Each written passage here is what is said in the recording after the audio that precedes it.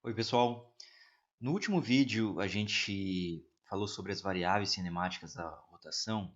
A gente viu quais as variáveis que a gente usa para descrever uma rotação. Nesse vídeo, a gente vai ver como a gente usa essas variáveis para descrever a rotação. Então, um ponto de um corpo rígido em rotação em torno de um eixo fixo, ele vai traçar um círculo. E ele vai poder fazer basicamente dois tipos de movimento. Ou um movimento circular uniforme, com velocidade angular constante, ou um movimento circular uniformemente variado, em que a velocidade angular varia. Então é isso que a gente vai ver nesse vídeo. Vamos começar então com o movimento circular uniforme. Então nesse caso, a velocidade angular não varia, significa que ômega é constante ao longo da trajetória. Se ômega é constante, o valor médio de ômega também não pode variar. Ele é a média de um número constante. Então, ele continua sendo esse número. Então, ômega constante é equivalente a ômega igual a ômega médio.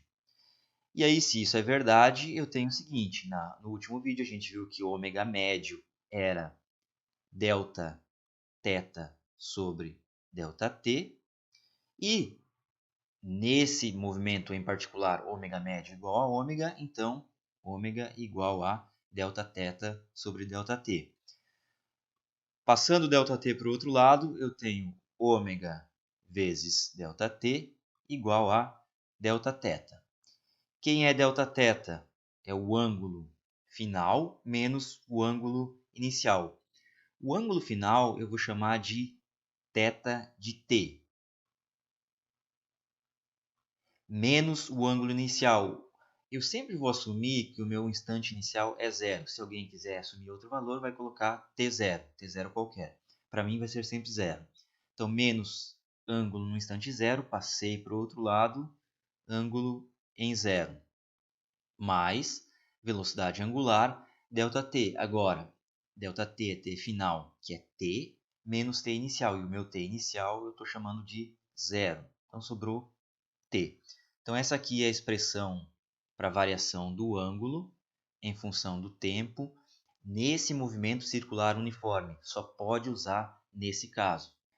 A gente pode definir um período de rotação. Então, o período t é quanto tempo demora para dar uma volta completa. Esse conceito é geral, independente se o movimento é circular uniforme ou não. Mas, se o movimento circular for uniforme, fica fácil de calcular o período. Então, apenas nesse caso, o período vai ser o deslocamento angular total, ou seja, 2π, dividido pela velocidade angular, que é constante. Então, 2π sobre ômega. Unidade do período, obviamente, a dimensão de período é tempo. Unidade é, no sistema internacional, segundo. A frequência é o inverso do período. Então, se o período é o tempo que eu gasto para dar uma volta, fazer uma revolução, o inverso disso me diz quantas revoluções eu faço por segundo. Então, frequência é 1 sobre o período. Isso aqui, essa fórmula também é geral. Mas, no caso de movimento circular uniforme, eu tenho ômega sobre 2π. A unidade de frequência é 1 sobre tempo, então é 1 sobre segundo, que é chamado também, nesse caso, de Hertz. Observem que frequência e velocidade angular têm uma certa semelhança. Ambas têm a mesma unidade, 1 sobre segundo. A diferença entre eles é um fator de 2π. A frequência me diz quantas revoluções eu faço por segundo. E a velocidade angular me diz quanto de ângulo que eu rodo por segundo. Vamos fazer um exemplo aqui de um sistema não tão trivial. Eu quero calcular a velocidade angular de rotação da Terra. Esse pontinho aqui é o Sol e esse círculo é a Terra. A complicação aqui está no fato de que a Terra, além de rodar em torno do próprio eixo, que é a velocidade angular associada a esse movimento, ela também translada. Então, de maneira ingênua, a gente poderia pensar, velocidade angular, eu sei o período, então daqui, por exemplo, eu tiro que ômega é 2π sobre o período. Então, pego 2π e divido pelo período. Coloco 24 horas vezes 60 minutos vezes 60 segundos e vai me dar o ômega. Essa conta não está exatamente correta. Vamos mostrar isso por quê. Esse exemplo vai ser importante também para mostrar como a associação entre a translação e a rotação deixam as coisas não tão simples. Essa primeira figura aqui é a foto num dado instante. Vamos imaginar que essa foto foi tirada ao meio-dia. Então, ao meio-dia tem uma pessoa aqui. O Sol está a pino. A Terra está rodando nesse sentido, com ômega, e ao mesmo tempo ela está transladando aqui.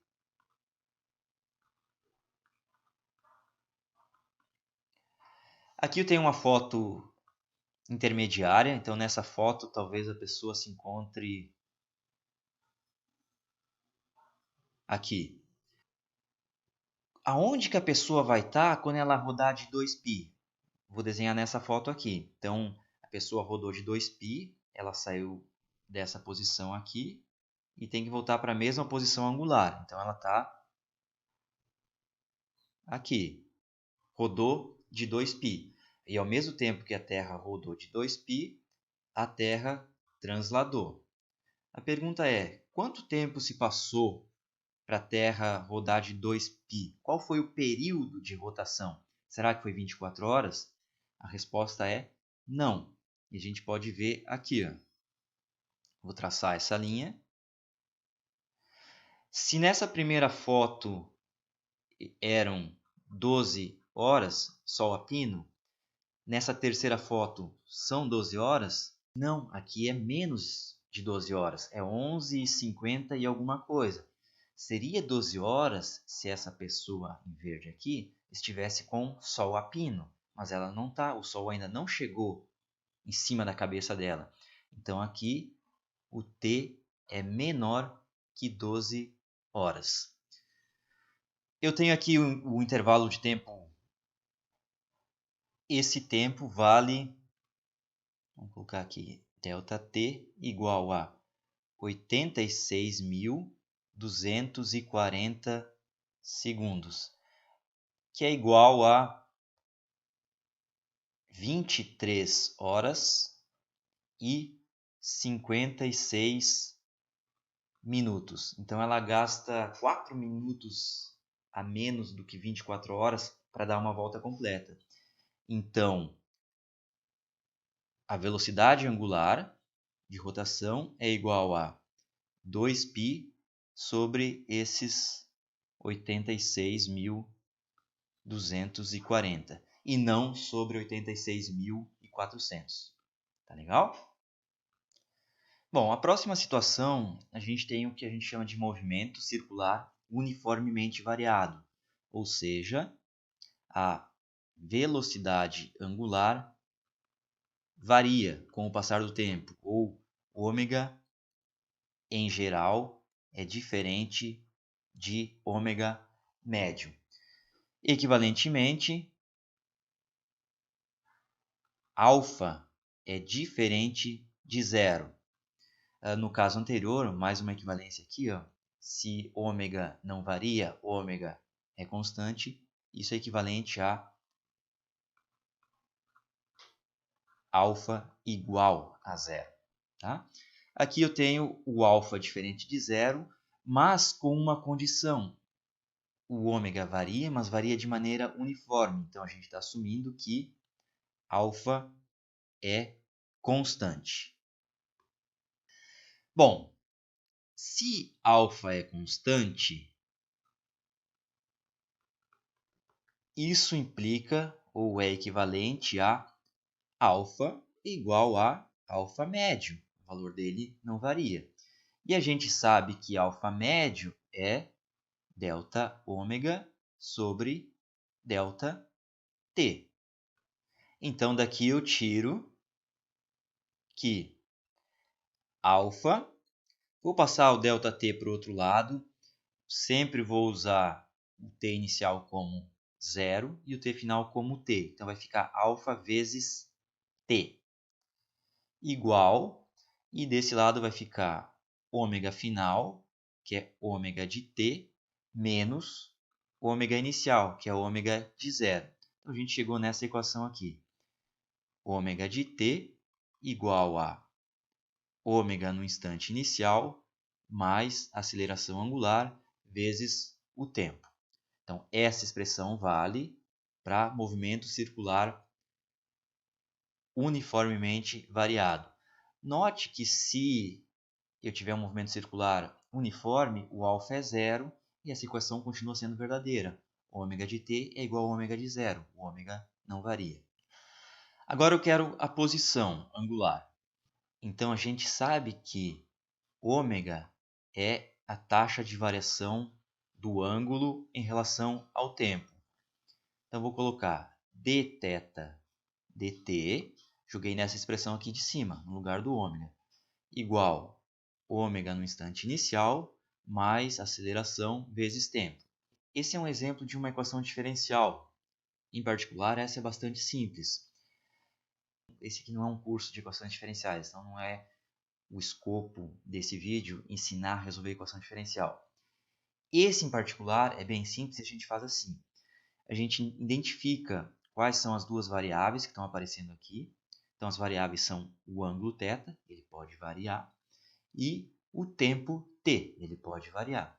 Observa que o ômega de zero é um número que não varia mais. Alfa é constante, movimento circular uniformemente variado, também não varia. Coloca tudo que depende de uma das variáveis de um lado da igualdade, tudo que depende da outra variável do outro lado. O que é constante não interessa, pode ficar em qualquer lugar. Então aqui eu tenho dθ, eu vou pegar esse dt e passar para o outro lado. Ficar todos os t's do lado direito. Então dθ é igual a ômega de zero mais alfa t, tudo isso multiplicado dt. E eu quero uma função entre θ e t. E aqui eu tenho diferenciais. Então, eu integro dos dois lados. Vou integrar aqui. Vou integrar aqui. Os limites de integração. Integral no tempo. Começo no t inicial. Sempre zero. Se eu usei zero, t inicial zero nessa equação aqui, aqui eu tenho que manter t inicial zero. Se você usou t inicial t0 aqui, aqui você vai colocar t0. Então, t inicial 0. No instante t igual a 0, o ângulo vale θ de 0. E integro até um instante qualquer, que eu vou chamar de t. Nesse instante qualquer t, o ângulo vale θ de t. Faço essas duas integrais. Do lado esquerdo eu tenho θ de t menos θ de 0. Do lado direito, lembra que ômega de zero é constante, alfa é constante. Então, isso vai me dar ômega de zero t mais alfa integral de t dt, t ao quadrado sobre 2. Então, mais alfa t ao quadrado sobre 2. Então, só reescrevendo essa expressão, θ de t é igual a ângulo no instante zero mais velocidade angular no instante zero vezes tempo, mais aceleração angular sobre 2 vezes tempo ao quadrado. Essa é a variação do ângulo em função do tempo no movimento circular uniformemente variado. Cuidado, muitas vezes as pessoas têm a tendência de querer usar essa equação e essa aqui em qualquer situação. Não, elas não valem, elas só valem nessa situação aqui, alfa constante. Lembre-se disso, tá certo? Existe ainda uma terceira expressão relevante, fica como tarefa para vocês. Basicamente o que a gente tem que fazer aqui é eliminar o tempo. O que significa isso? Vocês vão pegar o tempo de uma das equações, dessas que estão assinaladas aqui, ó, e substituir na outra. Fica mais fácil pegar o tempo na primeira equação, então t é igual a ômega de t menos ômega de zero sobre alfa. Substitui nessa equação de baixo, tem t aqui, tem t ao quadrado aqui, e aí o t vai sumir, e vocês vão encontrar essa expressão aqui. Ômega de t ao quadrado é igual a ômega de zero ao quadrado mais 2 alfa θ de t menos θ de zero, o nosso Δθ, tá? Uma terceira expressão também que só vale no movimento circular uniformemente variado. Vamos fazer um exemplo. Então a gente tem um disco, pode imaginar um disco lá de um toca-disco. Ele roda com velocidade angular inicial de 120 radianos por segundo e aceleração angular constante de menos 4 radianos por segundo ao quadrado. Isso significa que ele está diminuindo a rotação dele. Calcule o intervalo de tempo e o número de revoluções até parar. Vamos lá. Em geral, tem mais de uma maneira de resolver esse tipo de problema. Nesse aqui, eu tenho a velocidade angular inicial, ômega de zero, 120.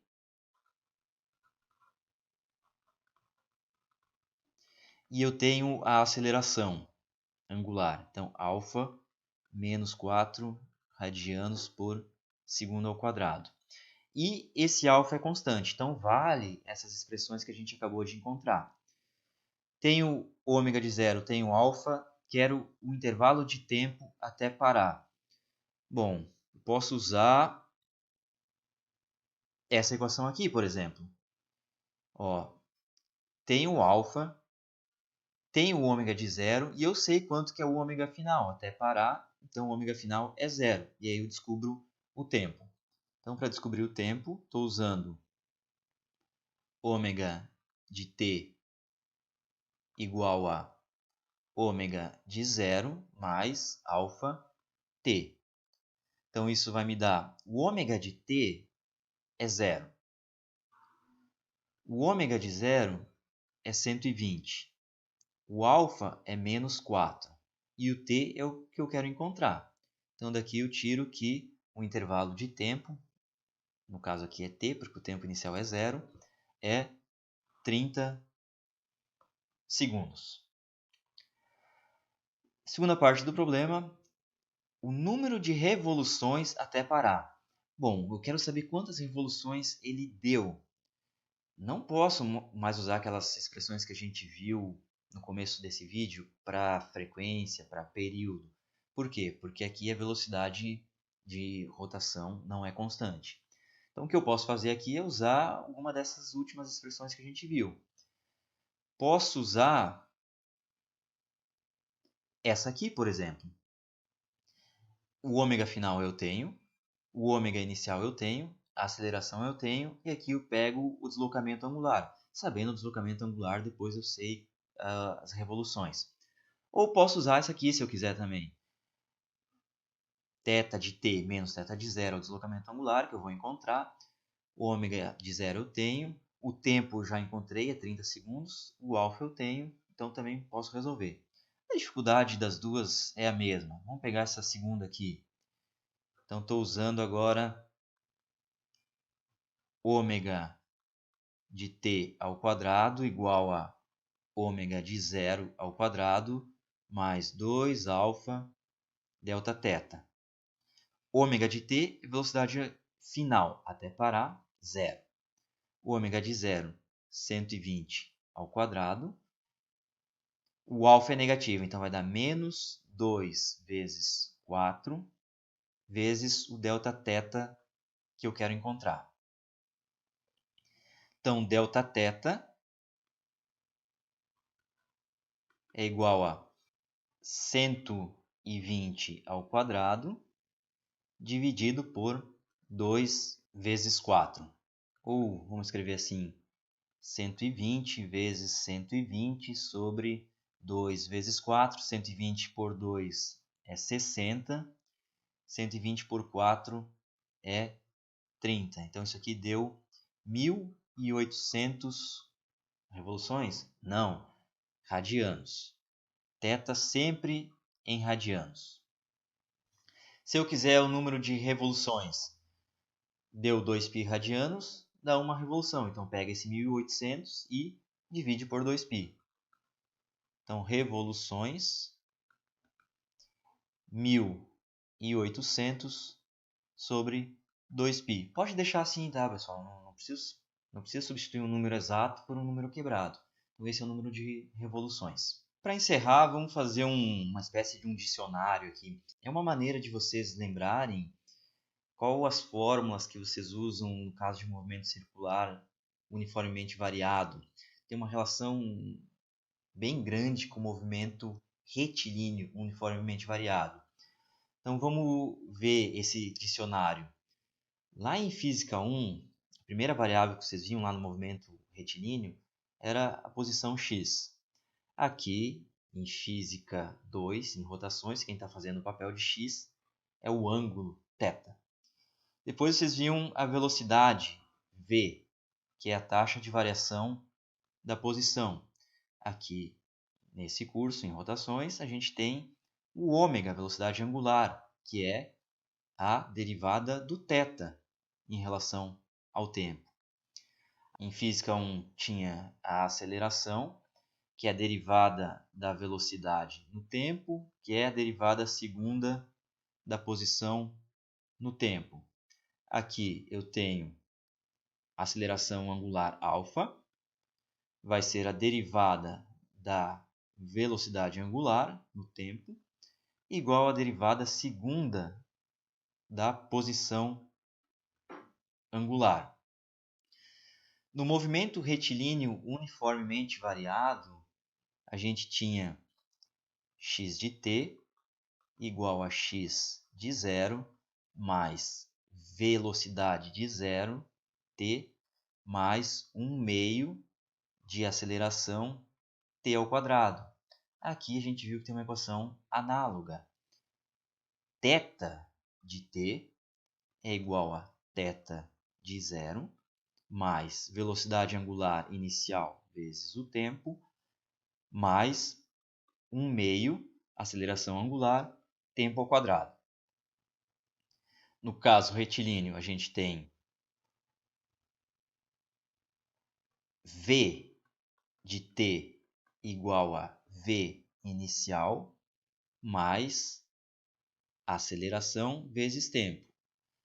Na rotação, a gente tem ômega de t igual a ômega inicial mais aceleração angular vezes tempo. E tem a equação de Torricelli.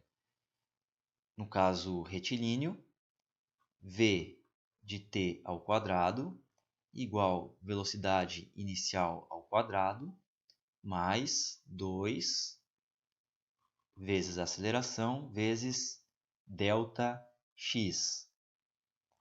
Aqui a gente tem, em rotações, velocidade angular no instante t ao quadrado igual velocidade angular inicial ao quadrado mais 2 vezes aceleração angular, deslocamento angular.